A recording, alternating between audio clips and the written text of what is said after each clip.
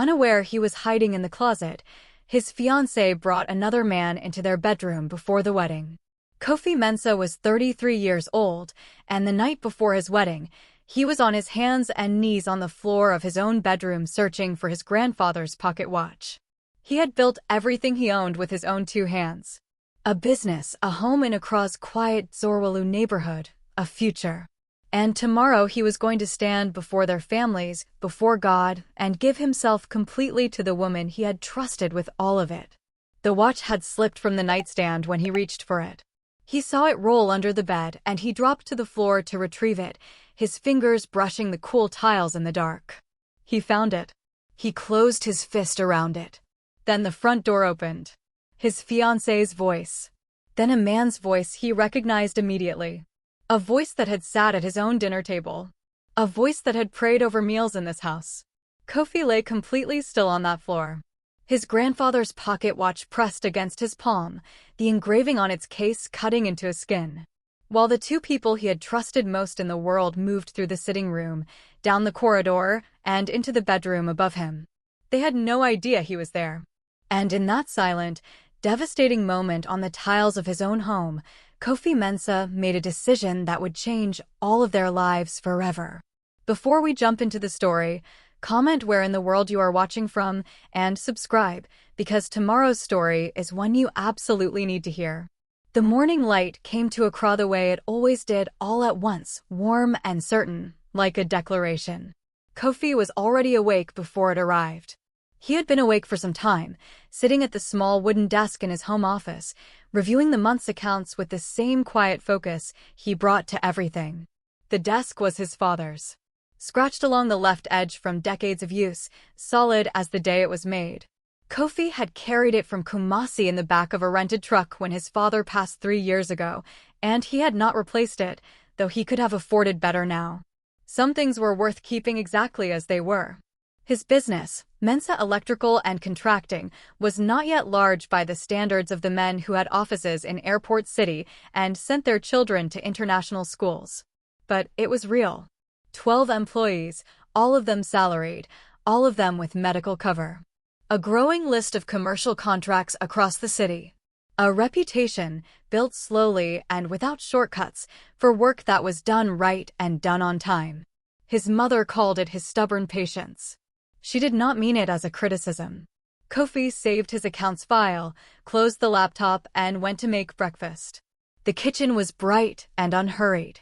He made eggs and tea, the kind of morning that asked nothing from anyone, and he stood at the window while he ate, looking out at the garden his late mother had planted and that he had maintained since her passing, not because he was particularly skilled with plants, but because letting them die had never felt like an option. He was thinking about the ceremony. The family from Kumasi would begin arriving by afternoon. His uncle Emmanuel would want palm wine by evening and would complain loudly if it was not ready. His younger sister Abina would cry during the vows, had already promised she would, and was proud of the fact. The thought made Kofi smile into his tea. He had been with Sirwa Danso for nearly 3 years. They had met through a mutual friend at a gathering in OSU. She was laughing at something across the room, and the sound of it had found him immediately, the way certain sounds do when they are meant for you. She was beautiful, composed, clever with people in ways that complemented his quietness. She worked as a procurement officer for a mid-sized construction firm and understood, she always said, the discipline that went into what he did. Her family approved of him. His family adored her. The date had been set for 6 months, the venue booked, the Kent selected, the families already speaking to each other the way families do when a union is decided, and the only remaining formality is the ceremony itself. Tomorrow was that ceremony. Kofi washed his plate, dried it, and set it back in the cupboard. He moved through his house with the steady rhythm of a man at peace with the shape of his life, straightening things that did not need straightening, pausing at a framed photo of his parents on the wall, his father in his best cloth, his mother laughing beside him. The same laugh Kofi heard sometimes in his own chest when something was genuinely funny. He had his father's steadiness and his mother's refusal to complain about things that could not be helped. Between those two inheritances, he had built a life that was honest and sufficient and growing. By tomorrow evening, it would also be shared. He went to the bedroom to find the pocket watch. The watch was not on the nightstand where he had left it. Kofi checked the drawer, checked the shelf above, checked the floor immediately around the nightstand with his eyes and then with his hand, running it along the tiles. Nothing. He dropped to one knee, then both, and peered under the bed. The light was low. He could see the faint outline of the watch near the far baseboard had rolled further than he expected. He lowered himself to the floor, pressed his shoulder against the tiles, and reached. His arm was not quite long enough. He shifted, pressing further under the bed frame, and his fingers closed around the watch. Relief, immediate and warm. He held it there for a moment in the dark under the bed. Then the front door opened. He recognized Serwa's voice at once, a sound he knew as well as his own. She was speaking softly, quickly, the way she spoke when she was excited about something. He did not recognize the responding voice immediately. And then he did. Nana Ampansa. His best man. His friend of 11 years. Kofi stayed perfectly still. His instinct was to call out, to announce himself, to end whatever this was before it became something he could not unhear. But something, the quiet animal intelligence that lives beneath rational thought, held him in place. The same instinct that had made him, as a boy, stay motionless in the bush behind his uncle's house when he heard men arguing about money, not out of cowardice, but out of the understanding that you learn nothing by showing yourself too soon. Their footsteps passed the office, past the sitting room, came down the corridor. The bedroom light came on. He could see the strip of yellow under the bed frame. The door clicked shut behind them. What followed was not ambiguous. Kofi lay on the floor of his own bedroom, his grandfather's watch in his fist, and listened to the sound of everything he had believed being replaced by the sound of what was actually true. He did not move. He did not make a sound. He pressed his cheek against the cool tile and breathed in a slow, measured way that he had learned from his father, who had learned it from his father before him, the breathing of men who have received news that cannot be changed and who choose not to be destroyed by it. He listened. Not because he wanted to, but because he understood, in the cold, clear way that grief sometimes produces, that what he heard now would matter later. That the shape of what was being said, and what was being planned, was information he needed to carry carefully out of this room. And they were talking. Between everything else, they were talking. "Your Uncle Emmanuel is going to be in the front row," Serwa said at one point, her voice carrying an ease that Kofi recognized. She reserved it for moments when she felt completely safe. "He's going to be watching everything." Nana laughed. "Emmanuel has been half-blind since 2019. Let him watch." A pause. Then Serwa again, quieter. "After the honeymoon." "I'm not doing anything before the honeymoon." 2 weeks, then when we come back." "You've said that before." "I mean it this time. Kofi's business is growing. By year 2 of the marriage, I should have access to the contracts account. I've been patient." Another pause. Kofi heard the sound of his own blood in his ears. "He trusts you completely," Nana said. "I know," Serwa said. "That's the thing about him. He never questions anything I say.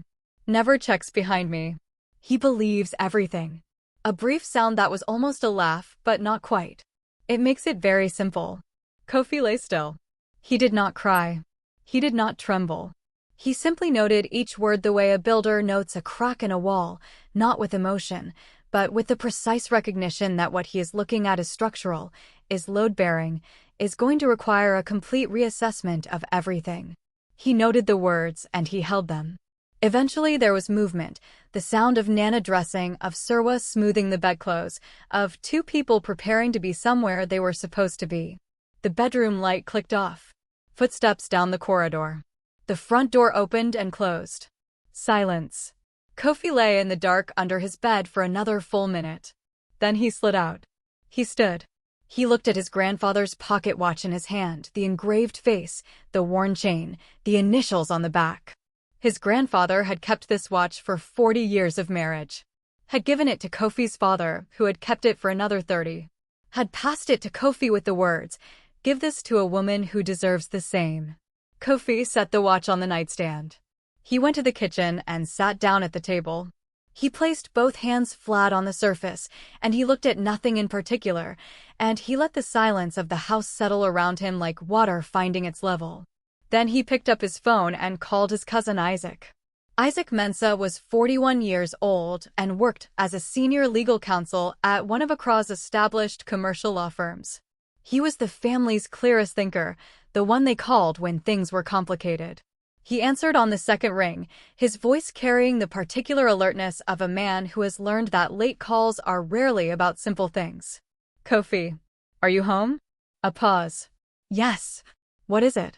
"I need to see you tonight. Bring your thinking, not your emotions." Another pause, longer this time. When Isaac spoke again, his voice had shifted, the warmth still there, but now underneath something careful and attentive. "I'm here. Come." Isaac lived in Labwan, 20 minutes from Zorwalu.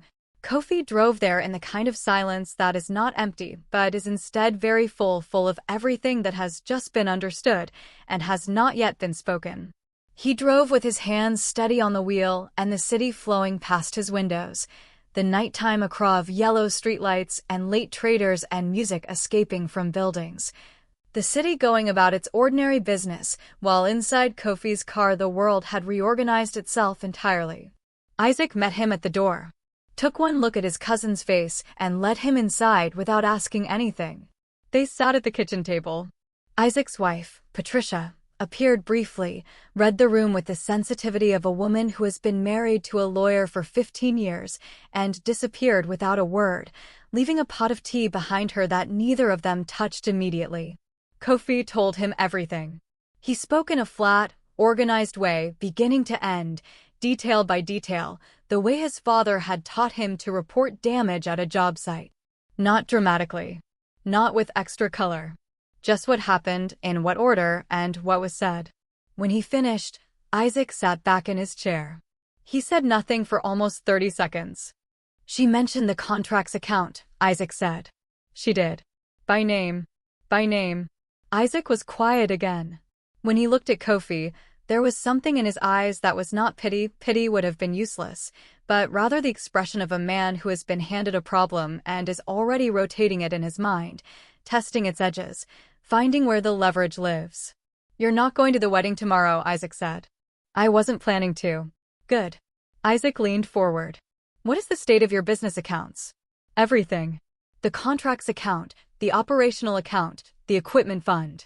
"She doesn't have access to any of them." "We agreed when we first discussed the marriage that I would add her after the ceremony." "I never opened that access." Isaac's expression shifted slightly, the first trace of something that was almost relief. "And the property?" "The house? In my name. Always in my name. Her name is on nothing." "Nothing." Isaac nodded slowly. He reached across the table for a legal pad. He kept them everywhere, an old habit, and clicked a pen open. "Then she is nothing yet," he said. "And tomorrow she was going to get access to everything. The accounts, the property, the business. All through the ceremony." "That was the plan," Kofi said. "Hers. And Nana. Your best man." Isaac's voice was controlled, careful. "He knows about the business. The clients, the contracts, the suppliers. He's been to the office. He knows some of the major contracts by name. I trusted him." Isaac wrote something. "Then, you said she mentioned the honeymoon. 2 weeks and then she would begin accessing the accounts." "That's what she said." Isaac set down his pen. He looked at his cousin across the table, at this man he had known since they were small boys in Kumasi, running through their grandmother's compound, this man who had worked quietly and honestly for everything he had, who had not cheated anyone, who had not cut any corners, who had simply built his life in good faith and in love, and had very nearly handed it over to people who viewed that good faith as a weakness to be harvested. "Then we have tonight," Isaac said. "And we are going to use it correctly." They sat at that kitchen table until 1 in the morning. Patricia brought food neither of them asked for and neither of them remembered eating. Isaac wrote. Kofi answered questions with the same flat precision he had maintained since arriving. By the time they were finished, the legal pad was covered and there was a plan that was not yet complete but was already, in its main architecture, sound. "You're going back home tonight," Isaac said as Kofi stood to leave. You're going to sleep, or rest at least. Tomorrow morning you'll be at the venue at the correct time, dressed for your own wedding. Kofi looked at him. Trust me, Isaac said. Arrive. Be present. What happens next will happen in public, where it cannot be rewritten. The venue was a reception hall in cantonments, Serwa's family's choice, large enough for 250 guests, decorated with white and gold in the specific way that suggests both celebration and expenditure. Kofi arrived at 8:15 in the morning in his Kent cloth, which was deep blue and gold and had been chosen by his mother before she passed. He had slept 4 hours. He felt completely clear. His sister Abina found him in the groom's preparation room and studied his face with the serious attention of someone who has known a person all their life. Something is wrong, she said. Not yet, he said. But be close today. Stay where you can see me. Abina did not ask questions. She was 28 years old and had inherited the same instinct that ran through their family, the knowledge that there are moments that require presence rather than explanation.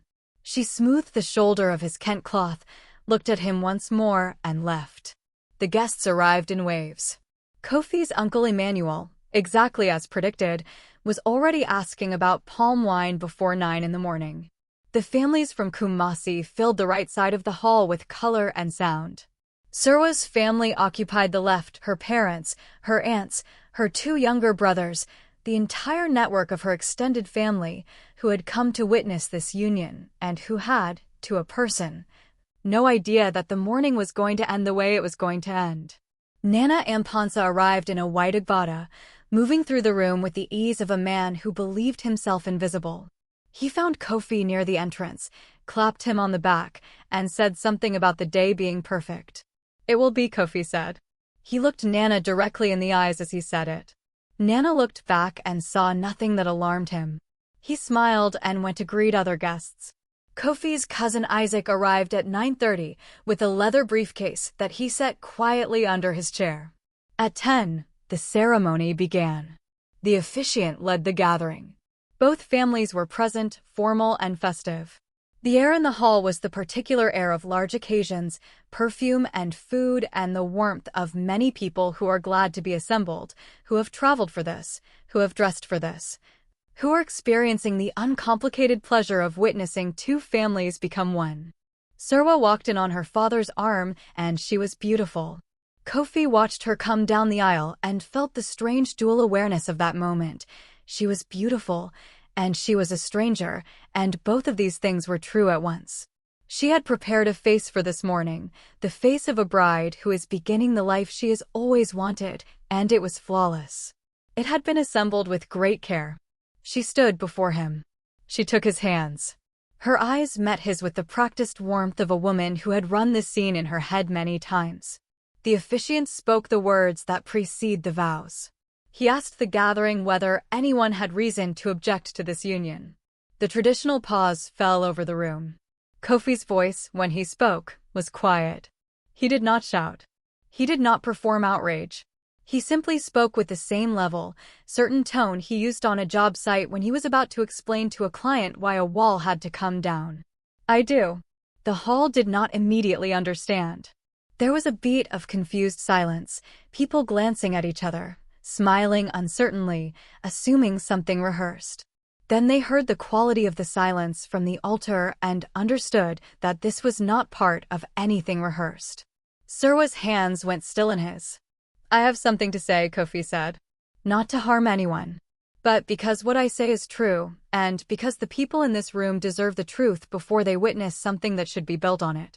He released her hands. He turned to face the gathering, 250 people in good clothes, half of whom were family, all of whom were now entirely still. Last night, he said, while I was in my own home preparing for today, I was not alone. I heard a conversation in my bedroom that I was not meant to hear. I heard the woman who is standing here now and the man who was meant to stand beside me today, making plans for how to use this marriage to access my business accounts, my property, and my contracts. Their words. Not my interpretation of their words. Their exact words. He did not look at Serwa.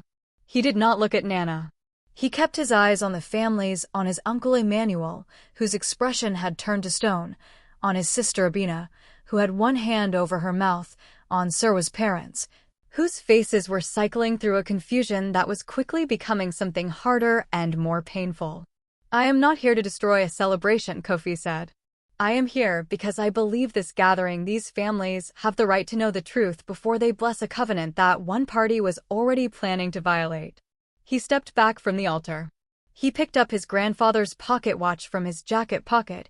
He had carried it with him, not with any ceremony in mind, but because it was his and it belonged with him, and he held it in his hand. "I'm sorry to the families who traveled," he said. "I am sorry to everyone who came with love today. I hope the food is still eaten. I hope the families still sit together. That part does not have to be lost." He walked down from the altar. Behind him, the hall erupted. The compound outside the venue was quieter. The sound from inside reached it, raised voices, the specific commotion of a large family gathering that has received an unexpected and serious piece of information.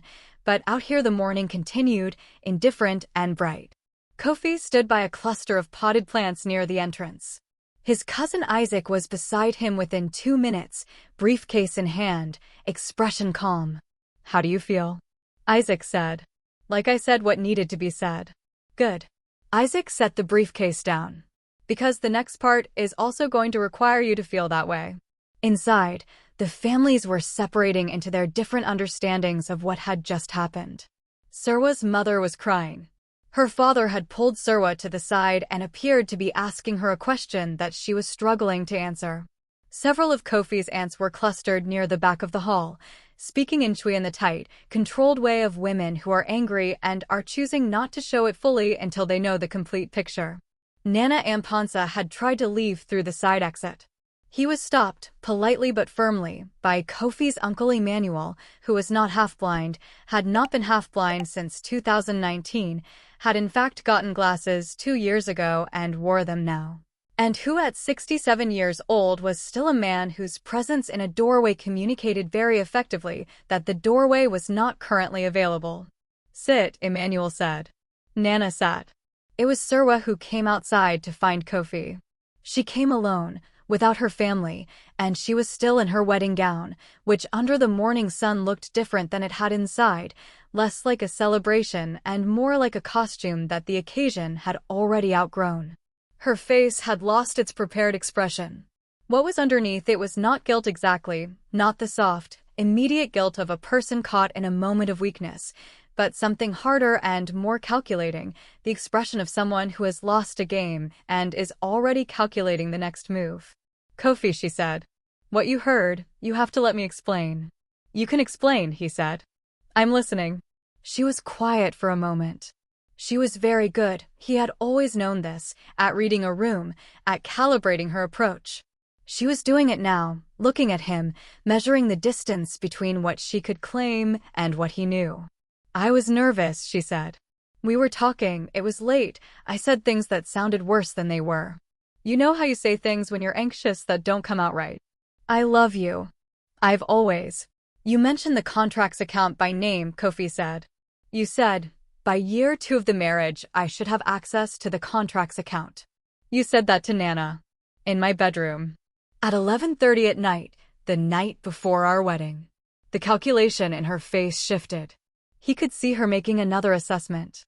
"It was stupid," she said. "It was a stupid conversation, I don't even know why I said." "You said, he never questions anything I say. He believes everything. It makes it very simple." Silence. "You were not nervous," Kofi said. "You were comfortable. Completely comfortable. That's what your voice sounded like. The way a person sounds when they feel completely safe." Surwa looked at him. The last version of the expression she had prepared, the wounded, misunderstood bride, was fading, replaced by something that might have been the first genuinely honest look she had given him in some time. "You would have been well taken care of," she said. "That's not." "I worked for 12 years to build what I have," Kofi said, not raising his voice. "My father left me a desk and a reputation and a work ethic and almost nothing else. I did not cut corners. I did not take money that was not mine. I paid my workers on time every month for 6 years, even in the months when I wasn't sure how I would manage it. Everything I have is honest. It was never yours to plan around. She had no answer for that. Not the kind that would reach him. Go back to your family, he said. Let your mother hold you. That part is still possible. He walked back toward Isaac without looking behind him. The compound gradually filled with people stepping out of the hall to take air and process what had happened. Family by family they came out, in groups of 2 and 3, speaking quietly. Kofi stood with Isaac and his uncle Emmanuel, who had released Nana from the doorway and now stood with his arms folded in the manner of a man who is reserving full judgment pending more information. It was Serwa's younger brother, Kwame, who found Kofi by the cars. Kwame was 25, studying accounting in London, home for the wedding. He was dressed in a blue suit and looked somewhat younger than his years, and he had the expression of someone who has been holding something uncomfortable for longer than was good for him. "Can I speak to you?" he said. Kofi nodded. Kwame spoke quietly. He had known about Nana for 4 months, he said. Had walked in on a conversation at Serwa's parents' house during a visit home, Serwa and Nana on the veranda, speaking in the kind of low, familiar way that told him immediately that the closeness between them was not new and was not innocent. He had confronted Serwa. She had dismissed him, told him he had misread the situation, told him not to interfere in things that were not his business. He had not interfered. He had told himself it was possible he was wrong. But I wasn't wrong, he said. No, Kofi said. You weren't. Kwame looked at the ground. I should have said something. You were protecting your family, Kofi said. That's not nothing. You're telling me now. Kwame looked up. My parents, they didn't know. I need you to understand that. What she was doing with the accounts, the planning, my parents knew nothing about that. They would never. I know that, Kofi said. I know your family. That's why I said what I said inside, in front of everyone. Because I wanted it to be clear, the family is not the betrayal. The family is also, in some ways, a victim of it. Kwame wiped his eye with the back of his hand. He was a young man, and he was standing in a parking lot in his wedding day suit watching the day become something entirely other than what he had woken up expecting it to be. I'm sorry, he said. Don't carry it, Kofi said. Put it down. He shook Kwame's hand, held it for a moment, then let him go back to his family. Isaac had been standing a few meters away, close enough to hear, far enough to give space. When Kofi came back to him, he opened the briefcase and removed a slim folder. The family will want to speak this afternoon, Isaac said. Both sides together. Traditionally, a dissolution like this goes through the families, and it should. But before that conversation happens, I want you to have this in your hand. The folder contained 2 documents. The first was a clear legal summary of Kofi's business holdings, prepared the previous night at Isaac's kitchen table. The 12 employees, the active contracts, the company accounts, all solely in Kofi Mensah's name. None of it accessible or attachable without his signature and authorization. The second document was a short formal statement attesting to the events of the previous night, witnessed and signed by Isaac in his capacity as counsel, time-stamped at 12:47 that morning, before Kofi had slept. It exists, Isaac said. In writing. Before anything she or Nana can claim. Kofi looked at the documents. He folded the folder and held it. And Nana, he said. Isaac's expression was careful. Nana has 3 of your contract clients' information. Names, contact numbers, project scope. We identified them this morning. I've already drafted notifications to all 3 advising them that Nana Amponsa has no professional relationship with Mensah Electrical and is not authorized to negotiate on the company's behalf. He'll try, Kofi said. He already called one of them this morning, Isaac said. Mr. Darty. He said he was reaching out on your behalf about the Phase 2 extension. Kofi was quiet for a moment. And? Mr. Darty called me. Because he has my number from the contract review last year. He called me before he called Nana back. Something in Kofi's chest released, not fully, not the whole weight, but enough to breathe more evenly. I owe Darty something, he said. A phone call will do, Isaac said. He was concerned about you, not the business. The family meeting that afternoon was held at the home of Serwa's parents, in the main sitting room where Kofi had sat many times before, had sat with Serwa's father watching football. had sat with her mother being fed jollof and being asked about his plans and his parents and whether the house in Zorwalu was comfortable. He knew this room. He had felt welcomed in this room. He sat now at a distance from all of that, across from Surwa's parents, who sat straight and serious and heartbroken in a way that was entirely genuine. They were not complicit. That had been clear since the hall, when Surwa's father's face had shown not the guilt of a man caught in something, but the devastation of a man betrayed by his own child. There were 8 people present. Kofi, Isaac, Emmanuel, and Abina on one side. Surwa's parents, her Aunt Grace, and her cousin Priscilla on the other. Surwa and Nana were not present. That had been agreed upon before the meeting began. The elder who opened the meeting, a retired schoolteacher named Mr. Asante, who was connected to both families through some genealogical thread that Kofi had never fully tracked, spoke about respect and about honesty and about what it meant to bring families together.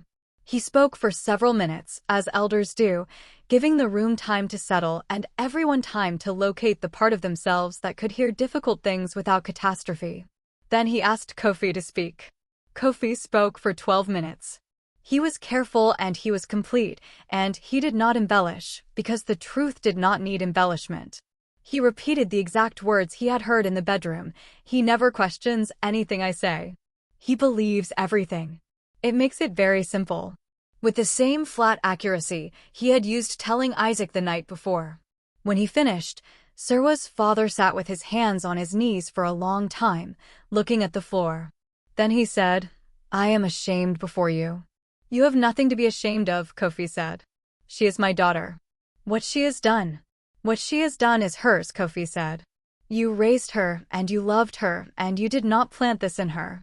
What happened in my house last night, that came from choices she made. Not from you." Surwa's mother was weeping quietly. Her father reached over and took her hand without looking at her, the gesture of a very long marriage, of 2 people who had faced things together before and were facing another now. The meeting continued for another hour. Items were formally discussed, the bride price that had been exchanged, the gifts between families, the question of the wedding expenses. Kofi released all claim to the bride price. He asked that it be returned to his family if the custom required it, and then released to be used as her family saw fit. He asked for no compensation for the venue or the food or the decorations. He asked for nothing except the acknowledgement that was already present in the room, the acknowledgement of 2 parents who knew their daughter had done wrong and were not pretending otherwise. At the end of the meeting, Surwa's father walked Kofi to the door. Outside, in the fading afternoon, the old man stood very straight and looked at Kofi with the expression of someone who wants to say something that language is not quite adequate for. He said, "You are a good man. You were always a good man. I am sorry you did not find a woman equal to that today." Kofi shook his hand. He held it for a moment. "I found your family," he said. "That counts for something." He meant it. He drove home through the evening across traffic, through the noise and the color and the ordinary Thursday world that had been going about its business all day while his had reorganized itself, and he found that he meant it completely. 3 weeks passed. Kofi worked. He rose early and checked his accounts and drove to job sites and reviewed specifications and spoke to his workers and ate lunch in the cab of his pickup the way he always had, a simple meal, no ceremony, and in the evenings he sat in his father's chair and read, or called his sister, or sat in the garden and listened to the city settle. He heard from Isaac, who kept him informed as a matter of professional habit. Nana Ampansa had made 2 further attempts to contact clients from Kofi's roster. Both clients, Mr. Darty and a Mrs. Owusu who ran a small hotel development near Tima, had contacted Isaac directly after receiving Nana's calls. Nana had represented himself as a business partner of Kofi's, suggested that there were financial pressures at Mensa Electrical that made continuity of the projects uncertain, and offered his own contracting services as an alternative. It was, Isaac said, an impressively transparent attempt at poaching clients using information that had been shared in friendship. Isaac filed the matter formally, a civil complaint for tortious interference with business relations. It would cost Nana more to defend than whatever he might have gained, and the record would follow him. Surwa had not contacted Kofi. He had not expected her to. What he did not expect was the visit from her mother. Mrs. Danso arrived at his house on a Tuesday morning, unannounced, carrying a small bag of garden eggs and a covered plate that turned out to contain groundnut soup. She was a small woman with a large presence, the kind that comes from decades of managing a household and 2 children and a husband and a community simultaneously, from being the person in the room who always knows what needs to be done and simply does it. Kofi made her tea. She sat at the kitchen table that had hosted so many of his own late-night calculations and accepted the tea and looked around the kitchen with the expression of a woman taking an inventory, not of possessions but of atmosphere. "She's left Accra," Mrs. Danso said. "Her cousin in Takoradi. She needed space, and I think she needed distance from people who know what happened." "I understand that," Kofi said. "I'm not here to ask you anything about her," Mrs. Danso said. "I want to be clear. I'm not here to ask for forgiveness on her behalf, or to explain her, or to soften anything. What she did," the old woman paused, pressed her lips together briefly. "What she did was something I don't have words for yet. Maybe I will in time." "You don't have to find them today," Kofi said. "I came because I wanted you to know that I know what you are." Mrs. Danso looked at him directly. "I watched you for 3 years. I watched how you treated your workers. I watched how you spoke to your mother's memory. I watched how you looked at my daughter. You were real. Everything you gave was real." She stopped. She looked at the garden eggs in the bag she had brought. A small, domestic gesture that had probably taken her some time this morning, finding them, selecting them, bringing them as an offering for which there was no adequate occasion. "I wanted you to know that someone in that family saw it," she said. Before everything ended, Kofi was quiet for a moment. "It means a great deal," he said. Mrs. Danso nodded. She drank her tea. They sat in comfortable silence for a while, the silence of 2 people who have been through something together even though the something was not the same for either of them, and who have found, on the other side of it, that they still respect each other. She left the groundnut soup. He ate it that evening. It was 6 weeks after the wedding that did not happen when Kofi's phone buzzed with a call from a number he did not recognize. He almost let it ring. Then, for no reason he could have articulated, he answered. "Kofi Mensah?" A woman's voice. Professional, careful. Speaking. "My name is Sandra Owusu. I'm calling from Consolidated Property Group. I'm the head of facilities. I believe you know our managing director, James Darty." Kofi straightened slightly. "Mr. Darty, yes. He's a client. He's been a vocal advocate for your work," Sandra said. "We have a significant commercial project beginning in the new year. 32 units in East Legon, full electrical and contracting scope. Mr. Darty told us, and I'm quoting him directly, that you're the contractor you give a job to when you want it done right and when you want to be able to sleep at night." There was a pause on the line. "I'd like to schedule a meeting," she said. "At your convenience." Kofi looked around his office, at the accounts spread across his father's desk, at the framed quote his mother had hung above the window, at the small photo of his parents that he had kept in the same position for 3 years. The morning light was coming in the way Accra morning light does, direct and sure. "Next week works," he said. "I'll have my cousin send you confirmation details. He handles the formal side." He ended the call. He sat with it for a moment. 32 units in East Legon was the largest contract he had been offered. By a significant distance. He called Isaac. "The Consolidated Property Group," Isaac said immediately. "Sandra Owusu." "Yes, James Darty called me 2 days ago. He wanted to recommend you before they reached out, wanted to make sure I thought you were in the right headspace for a large engagement." Isaac paused. "I told him you were." "Were you?" Kofi looked out the window at his mother's garden. "Yes," he said. "Then I'll draft the preparation materials." "Kofi," Isaac stopped. "I am proud of you. In case that is useful." "It is," Kofi said. "Go draft the materials." The contract with Consolidated Property Group was signed on the first Tuesday of November. Kofi brought 4 of his longest-serving workers into the initial planning meeting, men who had been with him since the early years, who knew how he worked, who had built things alongside him in the difficult months when margin was thin and everything depended on showing up correctly. He introduced them as his team leads. Sandra Owusu shook each of their hands. The project was due to run 18 months, with an option for a second phase. The contract value was the largest in the company's history. Kofi did not celebrate dramatically. He was not a man for dramatic celebration. He went home, made a simple dinner, and sat for a while in the garden with a glass of water in his hand, watching the evening come in over Accra. He thought about his grandfather's pocket watch, which was still on the nightstand, exactly where he had placed it the night the world had rearranged itself. He picked it up sometimes, not with grief, but with the grounded familiarity of an object that has passed through many hands and carries in its weight the evidence of all the people who held it before you. Give this to a woman who deserves the same. He set it down. He was not in a hurry. He had learned, watching his parents, that the real things, the durable things, the things that survive the weight of years, were not found in a rush. They announced themselves quietly, in the way real things always do, through consistency and time, and the kind of steadiness that cannot be performed but only possessed. Abina called that evening.